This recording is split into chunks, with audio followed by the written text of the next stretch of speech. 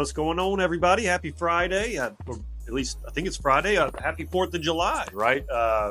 Hopefully you're out, cooking some burgers, barbecuing, hanging out with the family. And hey, while you're at it, maybe just turn on YouTube and watch me for a little bit as well. So this is Charlotte for the week 21. So yeah, just the marathon of the season, getting into the dog days of the season, if you will, at this point. But hey, we're still here bringing this to you with as much energy as it was in week one. We're ready to go, even if the team isn't anymore, right? And all we can do is pray for her, but still, this is real shit. So obviously not been a great stretch for the boys in black and blue, and well, as you might have already predicted, that continued into this week. We did play Chicago. Hey, bonus, I did get the score correct, the score prediction from last week. If we review the tape, I said 3-2 Chicago.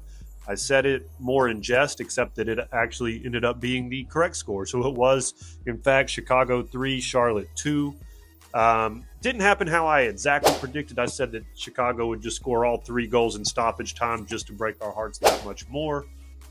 They did score 3 goals in rapid succession, just wasn't in overtime, right? Or extra time, stoppage time, whatever. Chicago scores 3 goals within 10-minute stretch. And let's just say that the 3 goals were preventable by Charlotte, okay? I'm going to take this kind of time in the preview to really just call out our defensive players, right? So, last year, again, Charlotte finished first in the Eastern Conference in goals against. They finished second overall in the league in goals against, playing with exactly the same back 3 in terms of goalie and 2 defensive center backs. The pairing being, of course, Kalina at the back, again, the 2024 goalkeeper of the year, Christian Kalina at the back, with Adilson Malanda to the right and Andrew Privet to the left. And that's something we could take to the bank that was going to work, literally the bank, no pun intended, every single week, that those 3 were going to be stalwarts back there, and we're going to give up a goal or less, right? And obviously it's another week, but the same story. That's just not the case anymore with these 3. So first goal for Chicago came on, it was a good run by the player, to be honest, but he mags Andrew Privet, leaves him in the dust. Literally, Privet looked back like, what just happened, basically. And then, of course, he slots it into the corner. Just a couple minutes later, this one not necessarily Privet's fault all the way, but another one that went through his legs. So player hits the shot. Privet's in defensive position, but the ball goes through his legs, deflects off of his leg, actually, and then into the net. I think Kalina would have saved it had it not been deflected by Privet. Hard luck. It's not like he could have done much else other than, have your legs closed so the ball doesn't go through him. But, another goal right there. And then just a couple minutes later, when we're down 2-0, Malanda with just an absolute horrendous back pass to Kalina. There was a player in the way there, by the way, Malanda. You can't pass it back to the goalie if the other team has a player in between you two. Fortunately, he went ahead and made the pass anyway. Kuipers for them steals it, literally puts it right in the net for probably the easiest goal he'll score all season. It's 3-0, and it's not even halftime.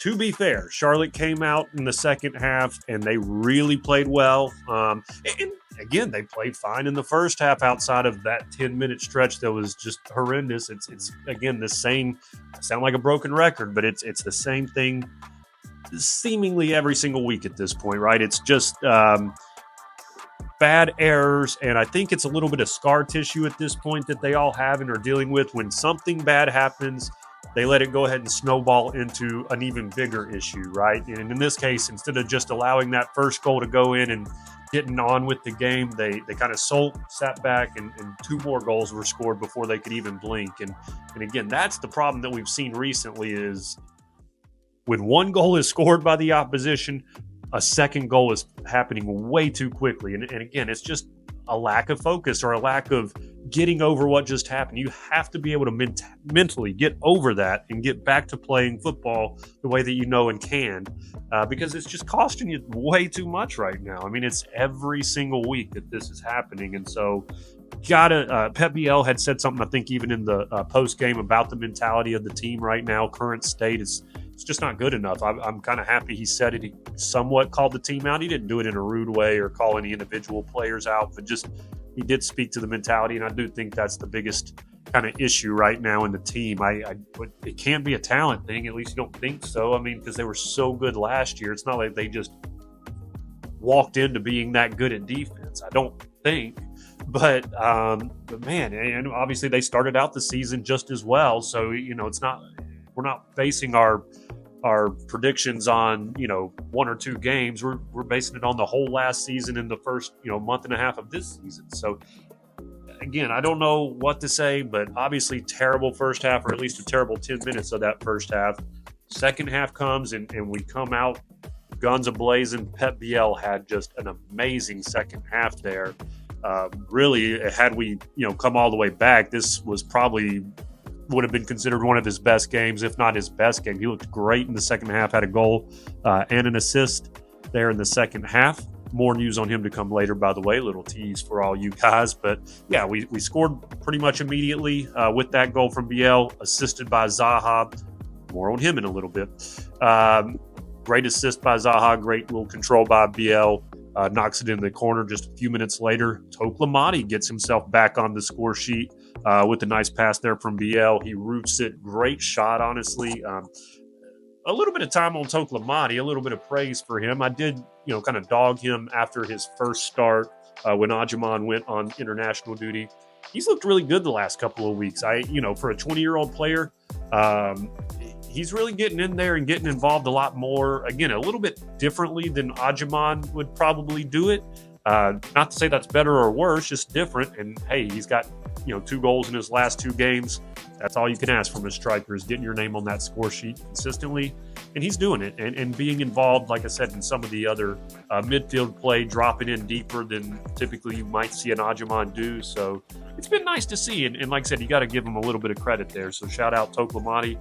But ultimately, again, we got 2 goals pretty quickly to start the second half, made it 3-2 before the 60th minute. So had plenty of time to come back. And then it's almost like the team just expected the comeback to happen from there. They slowed it back down. They were just kind of passing it around, lollygagging in the back. It was extra time or stoppage time with, only a couple minutes to go. I'm screaming at the TV, move, move, move. I mean, they're just sitting there, passing it back, taking their time, and the clock runs out, and guess who got 0 points again? Of course, the boys in black and blue. So another frustrating game, but honestly, we are at the point where, I hate to say it, but kind of almost expected. I was less mad this week than last week just because I was like, whatever. Not taking that mentality into this week, though. I am back on it. I'll take maybe responsibility for being upset last week. This week, I'm back to being optimistic, Mark Allen. This week, I'm back to being, hey, we can do this. I don't really know why. I don't necessarily have anything to base it on because it's not like we're changing players on the defense in the next couple of days. But, hey, I think we're just in a better mood. I don't know. But on to the new week, I guess is what we'll say, right? On to the new week. We're into week 21. Let's find out a way to win this week, I guess would be what I say. Kind of moving into our next section here. That's really it for the recap. So moving into the Charlotte news for the week. By the way, just quick note, obviously Gabby's not here this week, is on vacation, and actually quick housekeeping there as well. I won't have a video next week as well. So next week I will be on vacation from everything, and this included, right? So unfortunately no video next week, but promise I will be back the week after that. So just quick housekeeping there before jumping into this next section. Jumping in, Charlotte news for the week. So Pep Biel official now, right? So last week, you may have remembered we reported that Pep Biel a deal was seeming imminent at this point, that he was going to prolong his stay here at Charlotte. That did happen in the last couple of days. So Pep Biel officially will be on the team just through the end of the season right now, though, which is a little bit precarious. Obviously, he's the best player on the team, most important player. Would love to see him long-term stay with Charlotte, so hopefully we can make that happen in the offseason. But if nothing else, hey, at least we know we have him through the end of the season, because goodness gracious, if he was gone come August, I might as well just punt, right, is the way I kind of feel about it. So glad to see that. Again, Pep Biel officially signed through the end of the season. Toklomati, again, just mentioned him, obviously got the goal. He was also named the MLS Young Player of the Week. So that, I guess that's any players under the age of 21. Toklomati is 20, and yeah, he won Young Player of the Week. So hey, congrats to Toklomati for that achievement. Again, really looking good in there. So we gotta. That's one positive in what's an otherwise been very negative couple of months, right? Is seeing Toklomati get his chance to shine and taking it. Nothing official on Big Pat. So the news is no news on Big Pat yet, at least going elsewhere. Again, it just seems like it's imminent. Some of this could have to do with the U.S. men's national team. Obviously, he's still going on that. More on that literally in a second. But yeah, just no official news. The last thing that we had seen was that Derby County had offered, I think, in the range of $8 million for him. And we were looking at other potential suitors as well. So I think we're just trying to drive the price up on him currently to sell him for the top dollar that we can, which, again, cannot blame Charlotte for wanting to do that. My understanding is that Big Pat wants Derby, if anybody. So I think it's happening one way or another. I don't know that we see him back in Charlotte colors, unfortunately. Still hold out hope. Maybe he will play next week before signing.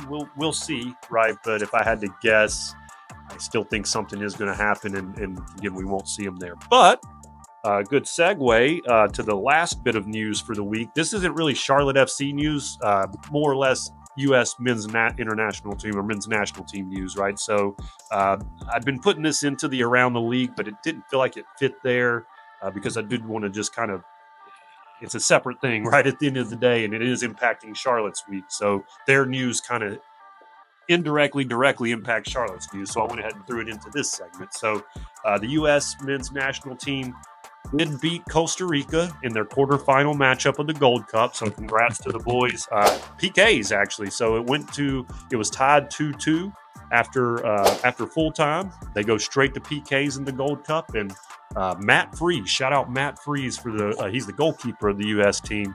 Had 3 phenomenal saves. I mean, he was just on it in the overtime, or in the PKs rather. So Charlotte, U.S. did get it done.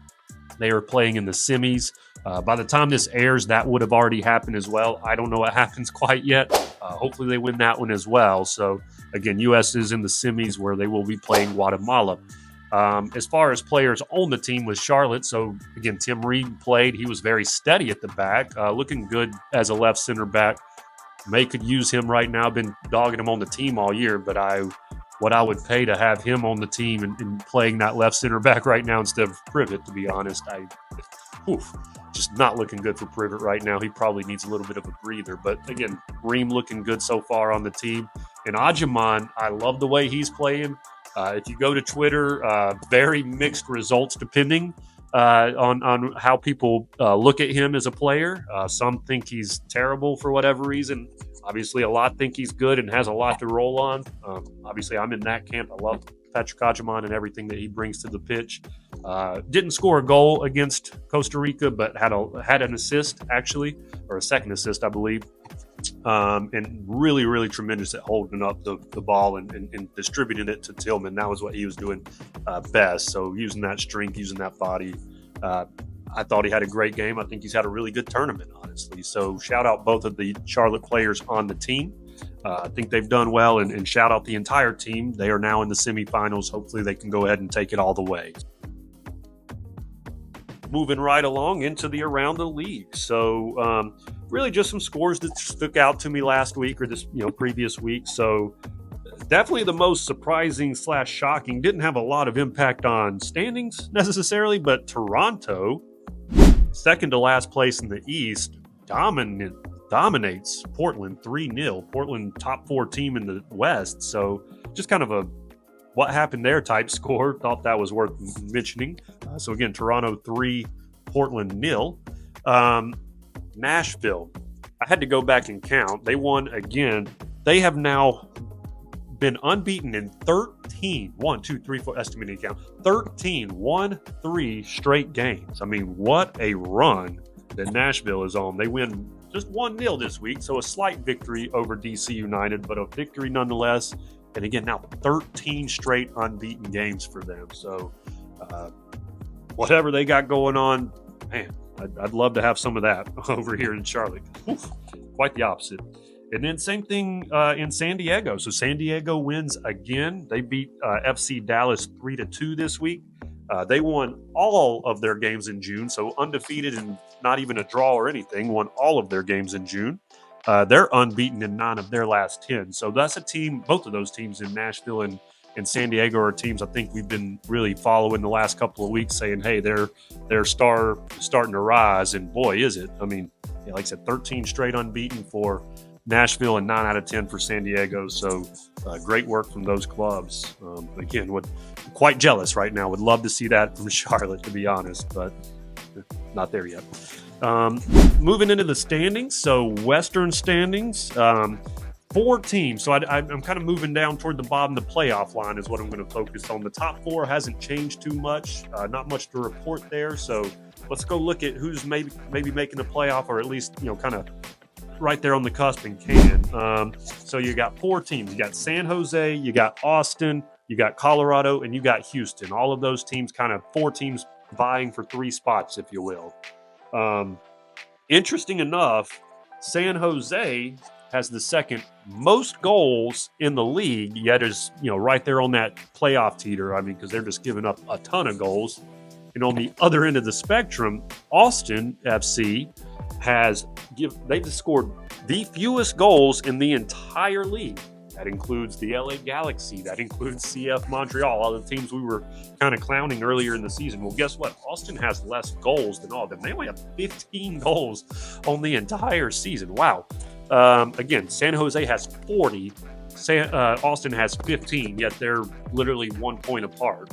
Well, why? Because Austin doesn't give up any goals. They're kind of, I guess, this season's Charlotte, if you will, from last season. They very good on the defensive side, but just not scoring any. And San Jose very good on the offensive side, but giving up a boatload. So, and that equals out to be about the same record. Go figure. And then the other 2 teams there, I didn't have any cool stats for them, but just again, Colorado and Houston, they were both right there on that same line. They were both, like I said, pretty mid in terms of their stats, but at least wanted to give them a shout, because those are kind of the 4 teams right there in the West if you look at the standings there on the side. Moving to the East, very unfortunate news, guys. So if we look at that playoff line right there and you see a solid line go through it and you see Charlotte below it, that's not good. That means we're not in the playoffs. And of course, right now we wouldn't be. If the playoffs started today, Charlotte would not even be a part of it, which would be just horrible, but it is true. So we are sitting in 10th place, a place out of playoff position. Did want to go look, because obviously we would pretty much only play it on the road, and I wanted to see if that was the same for every other team. Surprise, surprise, it wasn't. So Charlotte has played the most road games of anybody in the MLS so far. So that actually offers me a little bit of hope. That's where the hope came from in the beginning of the episode that I had mentioned. We have a crap ton of home games moving forward. We know that we are good at the bank, right? Obviously, the last couple shaky, sure. But, I mean, overall, Charlotte, when they play at the bank, they're going to give you a game, and they're going to win most of the time. So we got not all of our road games. We got the majority of our road games out of the way the last couple of months of the season.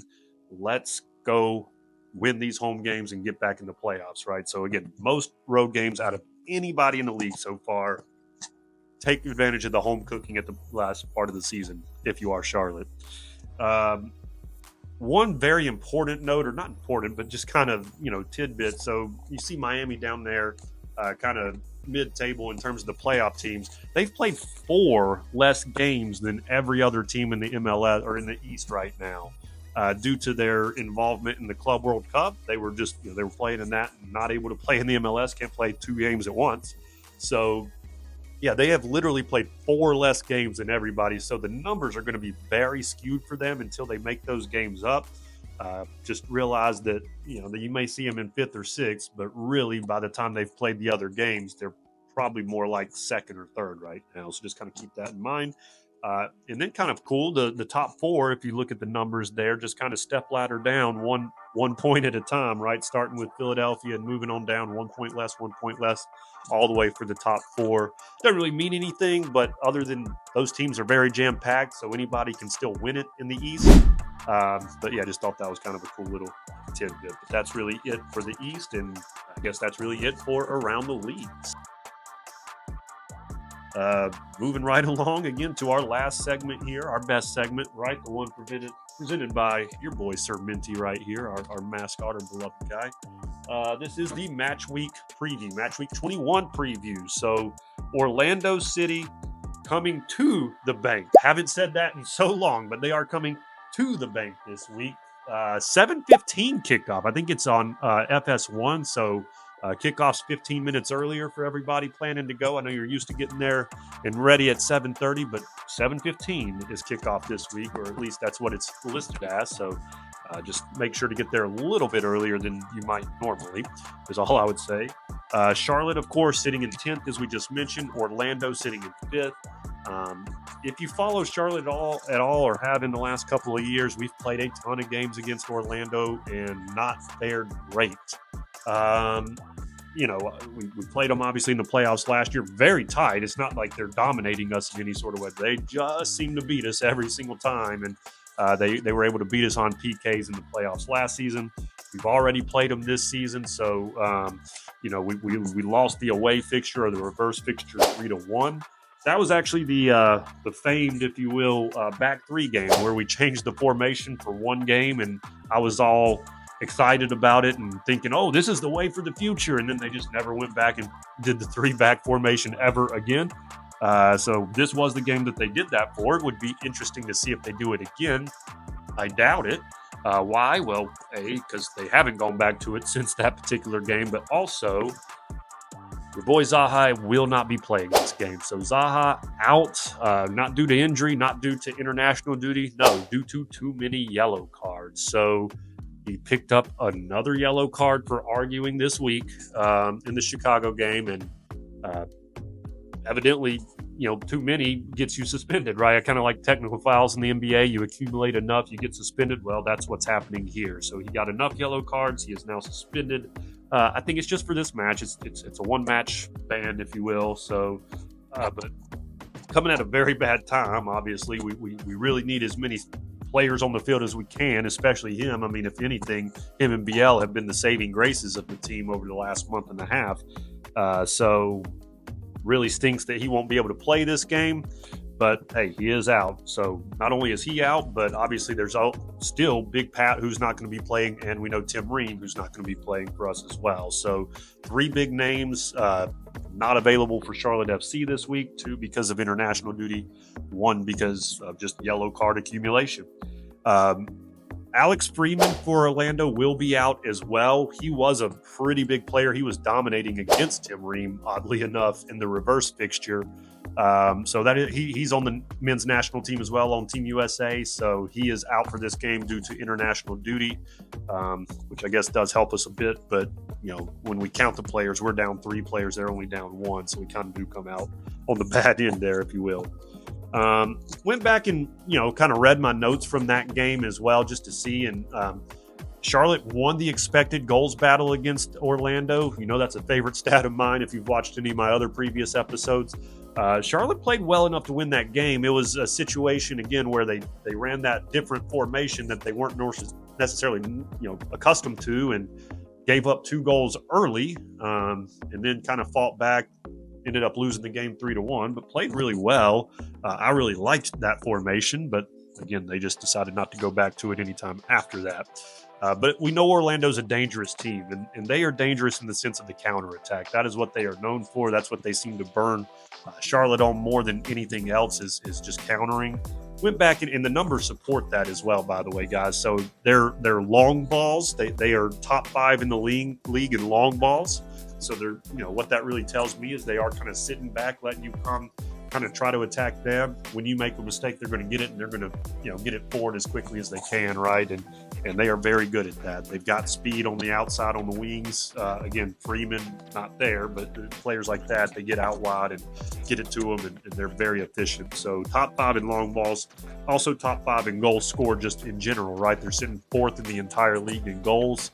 This team knows how to put the ball in the back of the net, bottom line. So not really a matchup that we would want to be looking for when our biggest weakness right now is giving up goals.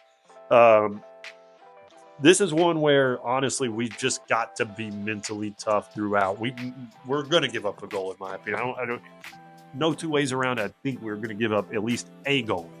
But that's the key in the game. Make it a goal. And when you do it, don't turn that goal into 2 goals a second later like you've been doing, right? I think that's the biggest part of this is stay on your grind. You give up a goal, do not get down on it. Don't pout. Get back up and go play again. Keep that mentality. I think that's the biggest thing. Their main player, Martin Ojeda, lefty from Argentina, designated player. He crushed us last game, guys. I mean, he was really, really good, scored a goal. He does lead the team for them in goals, so that will certainly be a player we want to watch. Attacking midfielder, again, Martin Ojeda. Again, this game's just all about belief. It's about getting back into the bank. I think that's a huge lift for the team, just being able to play back in front of the home fans again. So home fans, I'm challenging all of you to be on your loudest, proudest, rowdiest, right? Get this team going. Stay behind them. If we give up a goal, let's not boo. Let's not, kind of sit back on our hands. Keep up the pace the entire 90 minutes. I mean, team, fans, everybody. I think that's what has to get this game done for us is just the entire 90 minutes being relentless. That's the only way we win this game. That's the only way we come out with some points is by 90 minutes staying on it. Don't get down on yourself. Don't let the scar tissue of the last couple of months affect you if and when you do have adversity strike. Let it happen. Keep moving forward. That's how winning's done. That's how winning's going to be done in this game is just staying mentally strong. With that said, what's your prediction, Mark Allen? Well, hey, got it for you right here. Charlotte's winning this game. I don't care. Charlotte is winning this game. Charlotte's winning 2-1. It's going to be the final score, 2-1 Charlotte. Goal scorers for the game? Well, your boy Toklomati is going to make it 3 for 3. That is my prediction. He will score a goal for the 3rd straight game.